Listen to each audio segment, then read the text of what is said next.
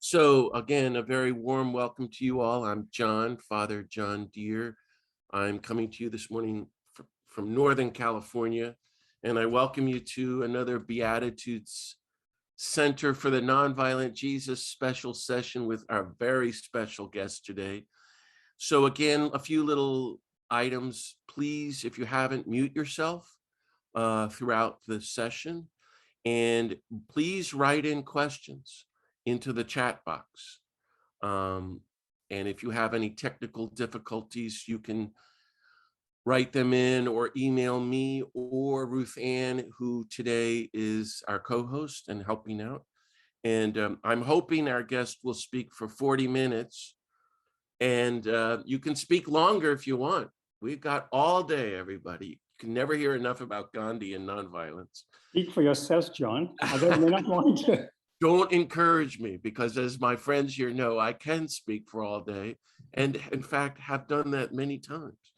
But I want everybody to ask him a question, okay? I mean, this is a great opportunity. So think hard about what you want to ask our friend. And on Monday, we will send you a Zoom recording link if you'd like to listen to the session again. So I think on this special occasion, we should begin with a prayer. So it's just a short little prayer, but mainly I want to invite you first into a space of silence.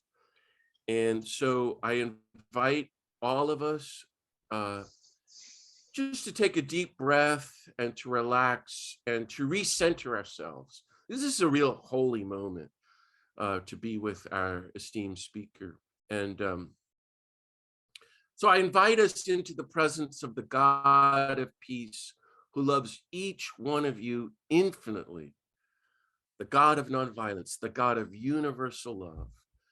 And for us Christians to welcome the nonviolent Jesus here into our community. And let's ask for whatever graces we need today as we reflect on the life of Mahatma Gandhi, that we might deepen into nonviolence and do our little part to help create a more nonviolent world. So let's take a moment in silence.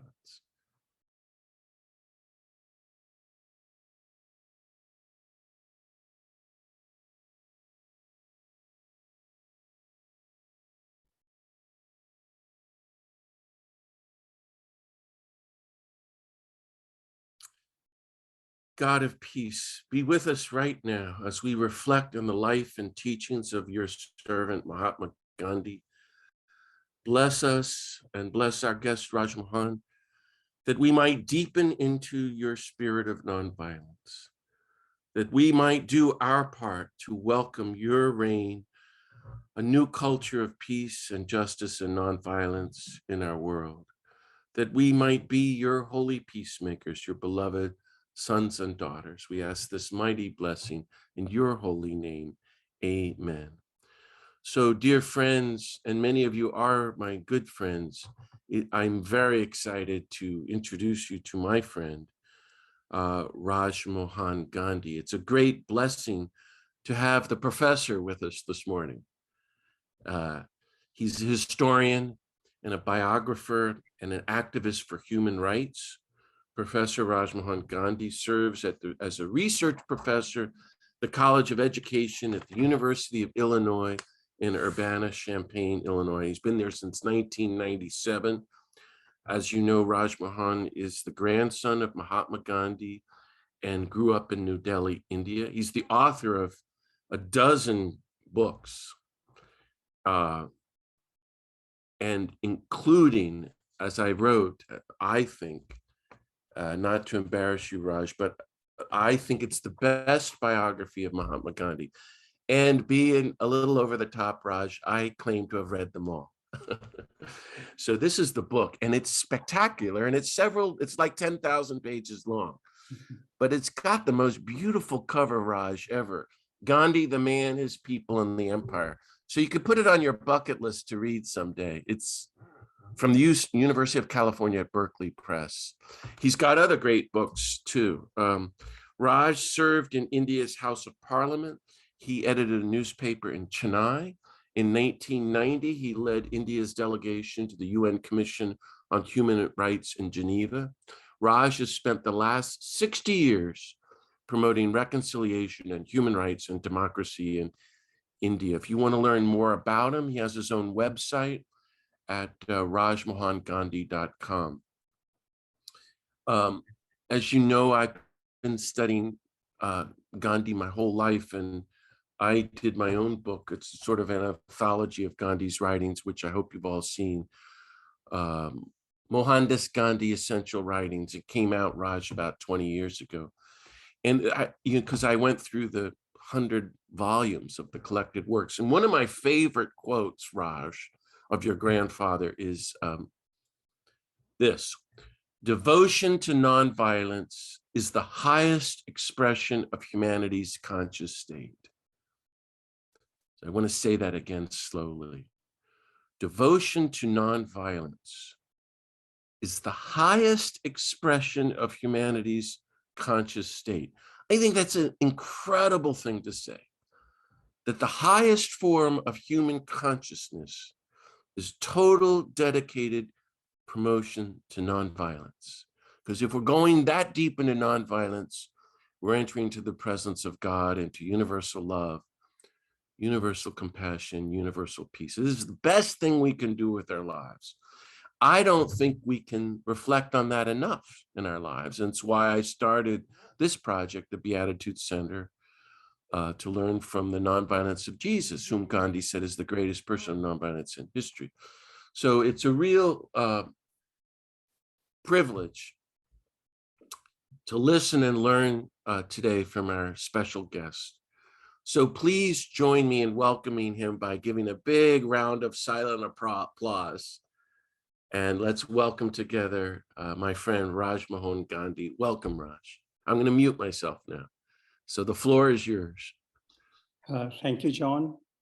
I am not only delighted, I am honored to be with this wonderful group that has come together for us to meet one another. I was born in 1935 in Delhi, India. My father, Devdas, the youngest of Gandhi's 4 sons, was the editor of the Hindustan Times, North India's leading newspaper. Though born in Durban, South Africa, Devdas would be seen in India as Gujarati by region and language, and by Jati, a Maud Bania. My mother, Lakshmi, was Tamil by region and language, and by Jati, an Iyengar Brahmin. As a young lawyer in India's southern Tamil country, Lakshmi's father had sent money for Gandhi's satyagraha in South Africa. In 1915, Gandhi, his wife Kasturba, and their sons returned to India. 4 years later, my mother's father, who had an enormous name, let me just call him CR, left his practice and joined Gandhi in the struggle to liberate and also change India. It was the kind of mad and amazing thing that thousands in India did in the year 1919 and in 1920. In 1927, on a park bench in Bangalore in South India, now called Bengaluru, my then 27-year-old dad, Devdas, asked my then 15-year-old mother, Lakshmi, to marry him. She was willing.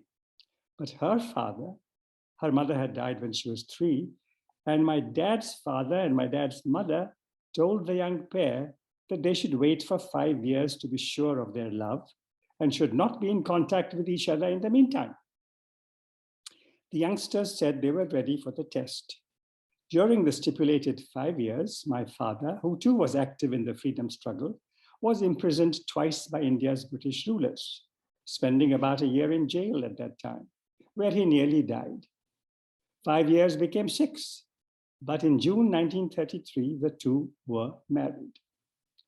Between the summer of 1942 and the summer of 44, when I was going from 7 to 9, my grandfather Gandhi was once more in detention in empire-ruled India, as was my grandmother Kasturba, who I should add had earlier journeyed to Delhi to be present when I arrived. In February 1944, Kasturba died as a prisoner. Between the summer of 46 and January 48, When I was going from about 12 to 12 and a half, Gandhi was frequently in Delhi. He also spent several months in 46 and 47, bringing peace to places far from Delhi, to Calcutta, the capital of Bengal province in the east, Noakhali in eastern Bengal, and Bihar, just west of Bengal. When he was in Delhi, he stayed in an untouchable settlement. In the final 5 months of his life, when a refugee influx overcrowded that settlement, Gandhi stayed in the home of his friend G.D. Birla, the well-known industrialist, which is where he was killed on January 30, 1948. Along with my siblings and parents, I saw him frequently in the settlement of the Untouchables and later in Birla House. Usually this was around his 5 p.m. open-air, multi-faith prayer meetings open to the public, at the end of which he spoke for 15 minutes or so on what was happening in India and the world. We, his grandchildren, bantered with him during the short walks to and back from the prayer area. As we neared that spot, we became totally silent. On occasion, I went with my parents and siblings to see him around 9 p.m., his bedtime. My siblings and I would make writing paper for him by opening out envelopes in which he received his copious mail. Those months between the 1946 summer and January 1948, when I was in my pre-teen years and Gandhi was going from 76 to 78, witnessed the joy of independence, the sadness of partition, and the pain of carnage. Delhi was filled with Hindu and Sikh refugees from Pakistan, and there was a plan to expel all of Delhi's Muslims to newly created Pakistan. In later years, I would study and write the history of partition and the story of the vast Punjab province, which saw the bulk of the horrifying carnage, and which in 1947 was divided into 2 halves, one becoming part of Pakistan, the other remaining with India. Even during my pre-teen years, I could smell the hostility in the air when I often saw Gandhi and accompanied him to his prayer meetings. Now, an early element of his prayer meeting was a recitation of the opening verses of the Quran, taking maybe a minute and a half.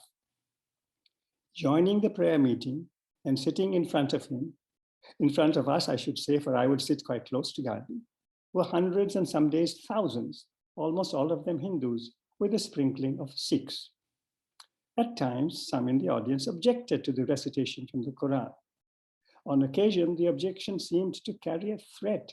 I would ask myself, if these angry men get very close and attack my grandfather, will I be able to protect him? He had no bodyguards. His chest had no shield. His garment was light and thin. No attack occurred on the days I was present. I would see the objectors. I would see my grandfather's response. He spoke to them in a friendly voice and manner, but he was firm also. If by continuing to shout they prevented the Islamic recitation, he would say, the other recitation and prayer songs too would not be offered, and he would proceed straight to his post-prayer speech. Anxious I remained, but I noticed my grandfather's firm yet friendly response to those not friendly to him. In February 1947, Gandhi was not in Delhi, but working for peace between Hindus and Muslims in East Bengal. East Bengal then was part of undivided India. After August 47, it became part of Pakistan. In 1971, it became part of Bangladesh. In that month, February 47, a man named S. Haq wrote Gandhi a letter saying he had had a dream where he saw Gandhi preaching Islam. Gandhi sent this reply, quote, I am a simple man, no reader of visions. Fear God and no other, and love thy neighbor as thyself is my motto, unquote. Maybe we can keep this remark in mind as I take you chronologically through some moments in Gandhi's life. The idea is to remind ourselves of what Gandhi believed, what he aimed for, what he fell back on. Gandhi was in South Africa from 1893 when he was 23 to 1914 when he was 45.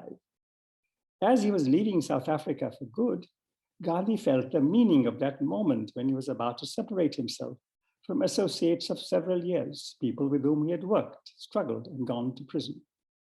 Gandhi asked these friends, these close friends, to pray that, quote, the approbation of his own conscience would be my first, second, and last concern, unquote.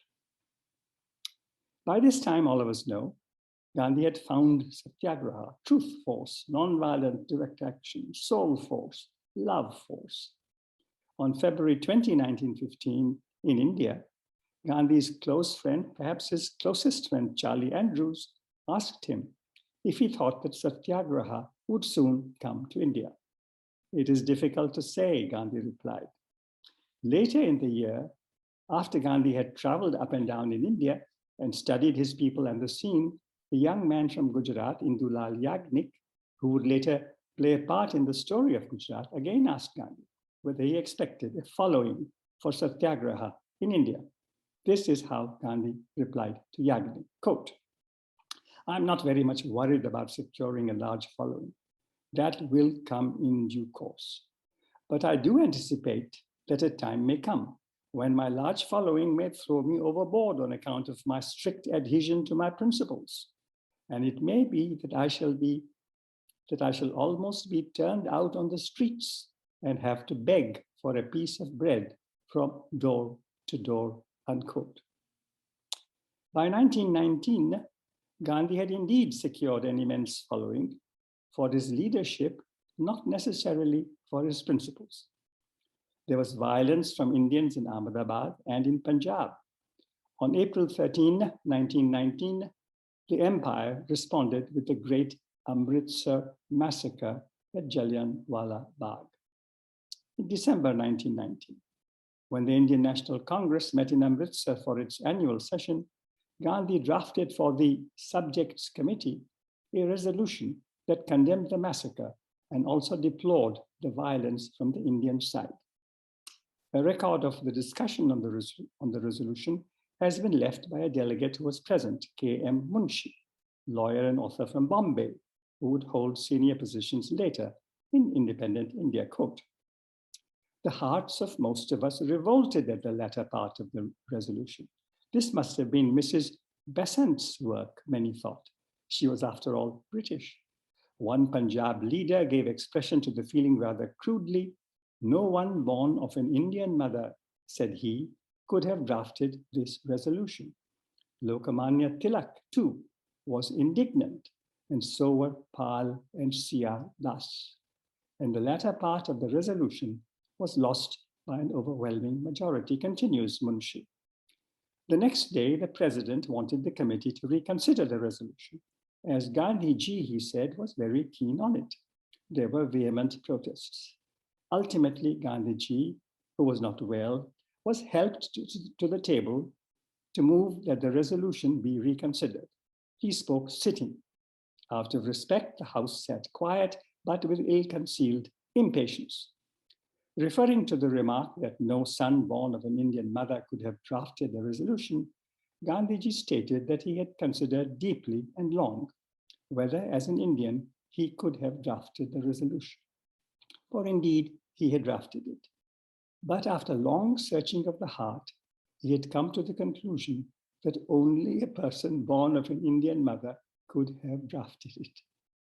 Continues Munshi. And then Gandhi spoke as if his whole life depended upon the question. When he stopped, we were at his feet. The resolution was reconsidered and accepted in its original form, unquote. Now, Gandhi had recovered the moral high ground for India's movement by appealing to the better angels of the people. 9 years after this, in October 1928, Gandhi offered another formulation of what he believed. This was well after the dramatic sweep of the non-cooperation campaign he had launched in 1920, and that campaign's well-known termination in February 1922, when an Indian crowd shouting "Victory to Mahatma Gandhi" cut into pieces 22 Indian policemen working for the British. 6 years later, in 1928, this is what Gandhi, now 59, wrote in his weekly Young India, quote, "In the midst of death, life persists. In the midst of untruth, truth persists. In the midst of darkness, life persists. Hence I gather that God is life, truth, light. He is love. He is the supreme good," unquote. In 1928, the year when Gandhi wrote these lines, a remarkable protest by the peasants of Bardoli in Gujarat had taken place. That protest compelled the British Raj to reduce the land tax levied on the peasants. Let's move forward by 8 years and come to February 1936, when Howard Thurman, his wife Sue Bailey Thurman, their associates Edward and Finola Carroll have their by now quite famous conversation with Gandhi. This conversation took place, let me add, in Bardoli, where the peasants had won their battle. Things had happened between 1928 and 1936. There was the Salt March of 1930, actions triggered all across India by that march. The years 1931 and 1932 had seen Gandhi's great tussle with Ambedkar on how to deal with untouchability, which Gandhi likened to slavery in the US. Gandhi spent much of 1934 challenging untouchability across India. Hindu extremists tried twice to kill Gandhi that year, 1934. The Bardoli conversation of February 1936 was a 3-hour affair, almost all of it devoted to race in the United States. In this conversation with 4 African Americans, Gandhi wanted to know how African Americans had survived through slavery, whether racism was receding, whether interracial marriage was legal, and more. Gandhi was asked about responses to lynching. It was at the end of this meeting that Gandhi made his oft-repeated remark. Howard Thurman cited it soon after returning to the US. And the remark was the climax of a long report of the interview that his devoted secretary, Mahatma Desai, was present at the meeting, published in Gandhi's journal, Harijan. Quote, "Who knows," Gandhi said, "who knows, it may be through the Negroes of America that the unadulterated message of nonviolence will be delivered to the world," unquote. That remark reflected the depth of the 3-hour conversation. It also showed that by this time, Gandhi's wish that India would show nonviolence to the rest of humanity had taken some hits. 9 years after this meeting, in the summer of 1945, World War II was drawing to its end. Kasturba had died. Gandhi had been released from 2 years of detention. An African-American journalist, Denton J. Brooks of the Chicago Defender, met up with Gandhi in Mahabaleshwar in the hills of Maharashtra on Gandhi's weekly day of silence. Brooks asked if Gandhi had a special message for the Negro people of America, unquote. Gandhi scribbled his reply on a piece of paper, quote, "My life is its own message," unquote, he wrote. A year later, in the summer of 1946, Gandhi was asked whether God had created man or man had created God.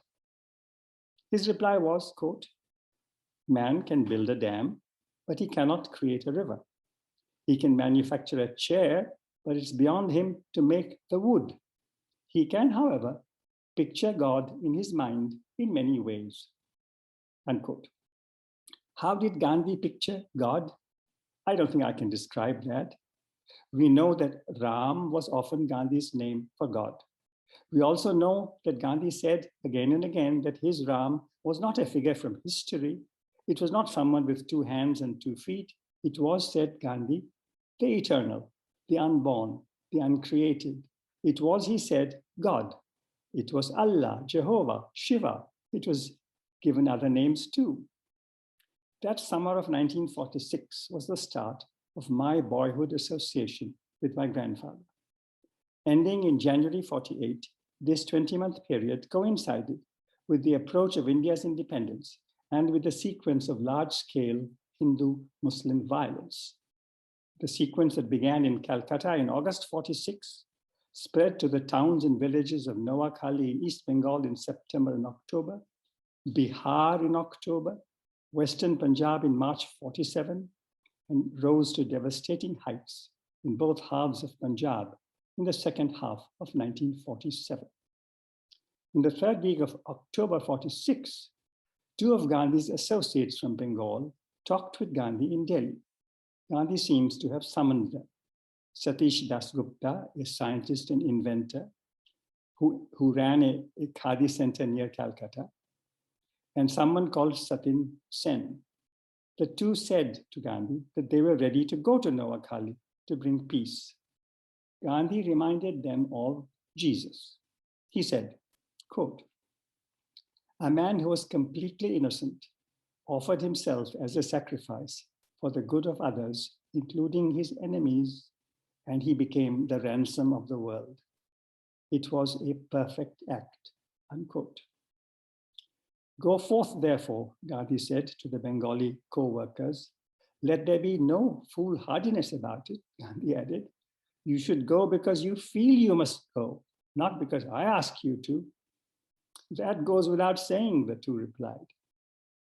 10 days after this meeting, Gandhi went himself to Noakhali, where he walked from village to village, staying overnight in humble homes in 47 different villages.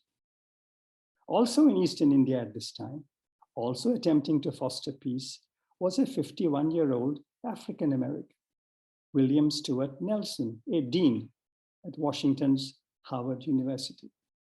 Early in December 46, Nelson called on Gandhi in his hut in a village called Sri Rampur in East Bengal. They had a 2-hour talk. Nelson would later say that the discussion wasn't the situation of African Americans. The meeting, Nelson wrote, quote, "proved one of my very great moments in India. The 2 hours in Gandhi's retreat were packed with an inspiration which will abide with me. Mr. Gandhi has a complete mastery over the material demands upon his life. The room could scarcely have been plainer. His mind met our problems most directly and constructively," unquote. Gandhi invited Nelson to his prayer meeting, requesting him to offer a Christian song. The prayer meeting was attended by hundreds of men, women, and children. Muslims were a large majority, the rest were Hindus. Saying he could not sing, Nelson recited the words of Isaac Watts's well-known verse, "O God, our help in ages past." When Nelson finished, Gandhi, the Hindu, paraphrased the Christian song for the Muslims and Hindus present, most of whom did not know English. Neither did they understand Gandhi's Hindi. Nirmal Bose, an anthropology professor assisting Gandhi, translated Gandhi's Hindi into Bengali, the language of those present. Different things came together that evening in Noakhali: Christianity, Islam, and Hinduism. India's struggle for independence, the African American struggle for freedom and dignity, the languages, English, Hindi, Bengali, prayer, song, and the search for peace. A few weeks later, Nelson and Gandhi were again together, this time in Calcutta.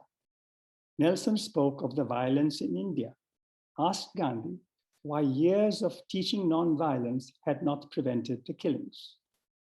Gandhi answered that India's nonviolent campaigns against the British had only rarely been truly nonviolent. Indians had harbored, quote, "ill will and anger," unquote, against the British. They had not always tried to awaken, quote, "the better element in the English people," unquote. Secretly harbored anti-British violence, said Gandhi, quote, "now recoiled upon us and made us fly at each other's throat," unquote.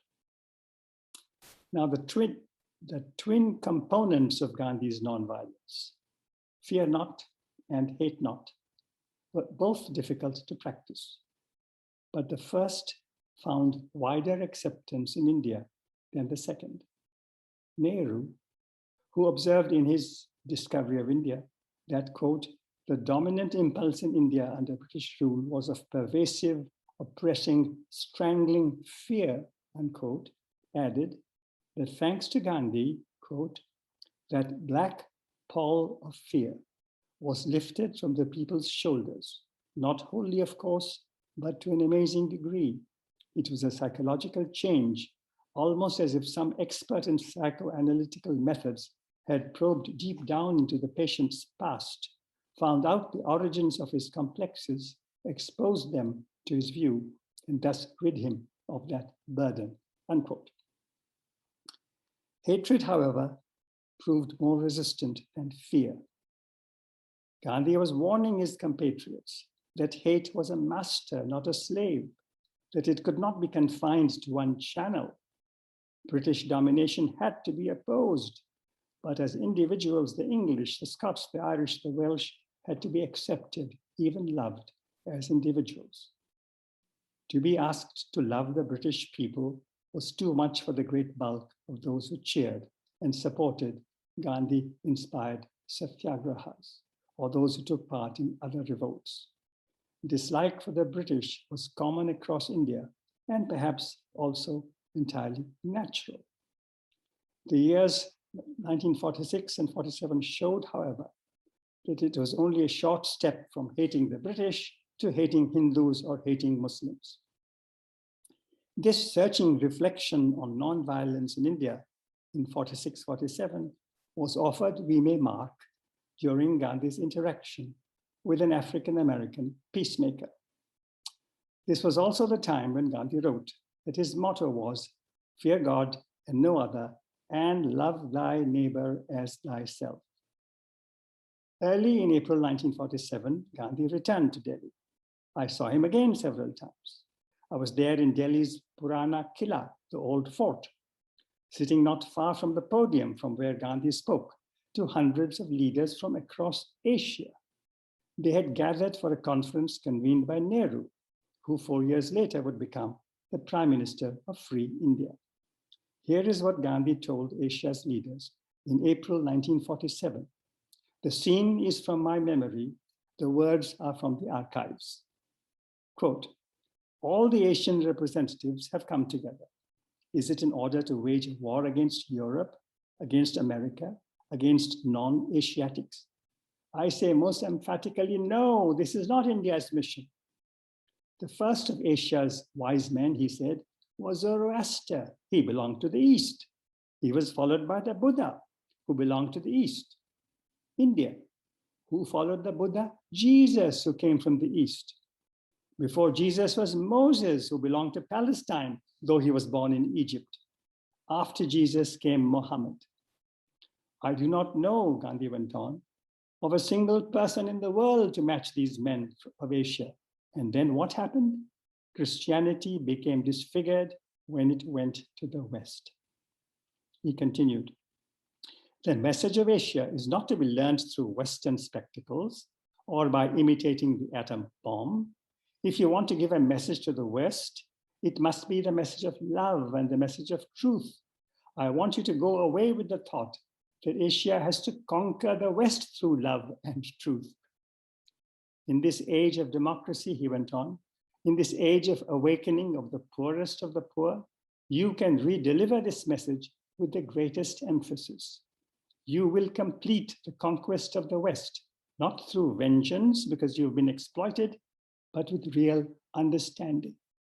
This conquest will be loved by the West itself, unquote. Within weeks, Gandhi again left Delhi. He was in Bihar, in Punjab, in Kashmir, in Calcutta, traveling and toiling to unite the people and the leaders. On the day when India became free, Gandhi was in Calcutta in a house called Haidari Manzil, a decrepit home owned by a Muslim in a Hindu majority neighborhood. One of the letters he wrote from Haidari Manzil on Independence Day, August 15, 1947, was to a friend in London, Agatha Harrison, an Englishwoman, in, I believe, the Fellowship of Reconciliation. My dear Agatha, Gandhi wrote, this letter I'm dictating whilst I'm spinning. You know, my way of celebrating great events, such as today's, is to thank God for it, and therefore to pray. This prayer must be accompanied by a fast. if the taking of fruit juices may be so described. And then as a mark of identification with the poor and dedication, they must be spinning. My love to all our friends, unquote. So on Independence Day, Gandhi sends his love to a circle of British friends. Later that month, August of 1947, responding to someone who wanted a message, Gandhi wrote out in Calcutta this prescription that many are familiar with. Quote, I will give you a talisman.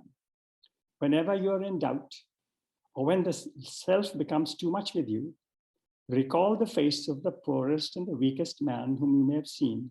Ask yourself if the step you contemplate is going to be of any use to him. Will he gain anything by it? Will it restore him to a control over his own life and destiny? In other words, will it lead to Swaraj for the hungry and spiritually starving millions? Then you will find your doubts and yourself melting away, unquote. In September of 47, he was again back in Delhi, staying this time in Birla House. Again, I was able to see him frequently. To keep Gandhi informed of what Muslims in Delhi were facing, 4 or 5 of their leaders met him every day. On October 26, 1947, which was the day of Eid, Gandhi asked the Muslim friends to help him cultivate the right attitude towards his likely assassin. Quote, Jesus Christ prayed to God from the cross to forgive those who had crucified him. It is my constant prayer to God that he may give me the strength to intercede even for my assassin. And it should be your prayer, Gandhi tells these Muslim friends, it should be your prayer too, that your faithful servant may be given that strength to forgive, unquote. On November 7, 1947, that is less than 3 months before he was killed, less than 3 months after India's partition, Gandhi, now 78, was resting on his back in Birla House with a mud pack on his stomach, talking to visitors from Indonesia. They thought he looked cheerful. Aware that Gandhi had been shattered by the carnage, one of the visitors asked him to explain his bright spirits. This was Gandhi's reply, quote, I look after my health with care. I have decided to live cheerfully even in this atmosphere of darkness and inhumanity. Moreover, I consider no one as my enemy. I also resort to certain outward remedies. You see that even while guests such as you are visiting here, I lie with a mud pack on me. Do please forgive me my lack of manners, unquote. On November 15, here is what he told the conference of the Congress Party, which was running the first government of Free India. Quote, there are many places today where a Muslim cannot live in security. There are people who will kill him or throw him out of a running train for no reason other than that he is a Muslim. Such things should never happen in India. India does not belong to Hindus alone, nor does Pakistan to Muslims. On January 1, when a visitor from Thailand complimented Gandhi on India's independence, Gandhi remarked, today not everybody can move about freely in the capital. Indian fears his brother Indian. Is this independence? 2 weeks later, after he had begun the final fast of his life, Gandhi recalled a boyhood dream. When I was young, I never even read the newspapers. I could read English with difficulty, and my Gujarati too was not satisfactory. I've had the dream ever since then that if the Hindus, Sikhs, Parsis, Christians, and Muslims could live in amity not only in Rajkot, but in the whole of India, they would all have a very happy life. If that dream could be realized even now, when I'm an old man on the verge of death, my heart would dance. Children would then frolic in joy, unquote. On January 20, men who had conspired to kill him arrived at his prayer meeting on the Birla House lawn with grenades and a gun. I was not there. A grenade exploded while Gandhi was giving his post-prayer speech. A woman who saw a man planting the grenade shouted, and the man was caught. His accomplices slipped away. Gandhi resumed speaking. Later that night and the following day, he received messages praising him for his poise. He also heard that the man detained had been defiant in custody. This is what Gandhi said in his post-prayer speech the next day. Quote, "Let me first deal with the bomb incident of yesterday. People have been sending me wires, telegrams, congratulating me and praising me. In fact, I deserve no congratulations. I displayed no bravery. I thought it was part of army practice somewhere. I only came to know later that it was a bomb, and it might have killed me if God had not willed it that I should live. You should not have any kind of hate against the person who was responsible for this. He had taken it for granted that I am an enemy of Hinduism. Is it not said in chapter 4 of the Gita that whenever the wicked become too powerful and harm dharma, God sends someone to destroy them? The man who exploded the bomb obviously thinks that he has been sent by God to destroy me. But if we do not like a man, does it mean that he is wicked? If someone kills me, taking me for a wicked man, will he not have to answer before God?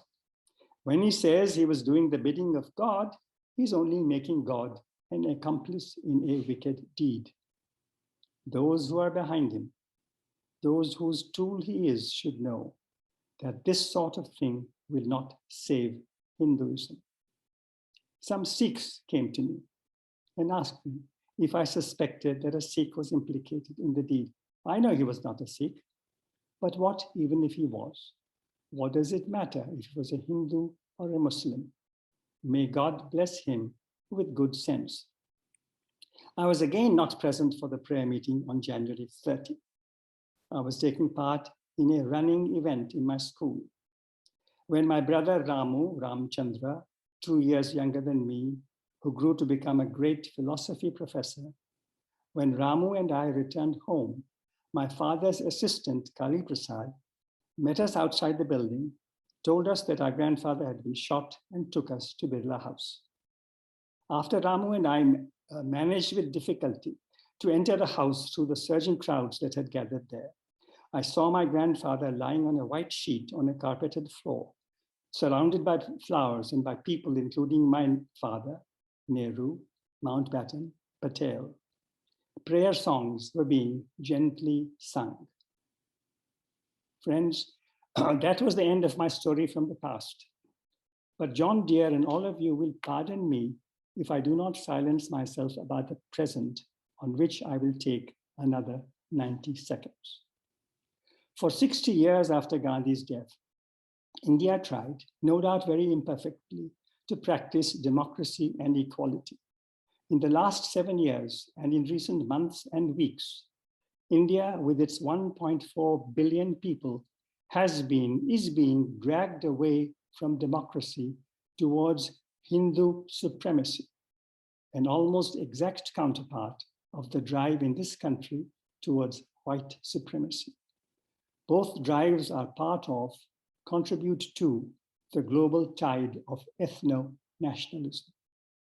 While the drive in the US is mostly coded, in India, the project of Hindu supremacy is mostly candid. Both drives are fueled by the psychology of majority victimhood. Though still called the world's largest democracy, though in theory still governed by a democratic constitution, India is steadily turning into a majoritarian and authoritarian state. Muslims and Christians are the chief targets. So is Gandhi, for he had the temerity to say that India belonged to its Muslims and Christians too. Though officially and formally, Gandhi is still lauded by the Indian state. Not Gandhi, but Godse, the man who killed Gandhi, is the proclaimed hero of the stormtroopers of Hindu supremacy. Indians make up only about 1/6 of humanity, every portion of which is of sacred worth. But I felt that those interested in Gandhi, those who love Gandhi, should know what is happening in India today. Thank you, friends, very much for listening.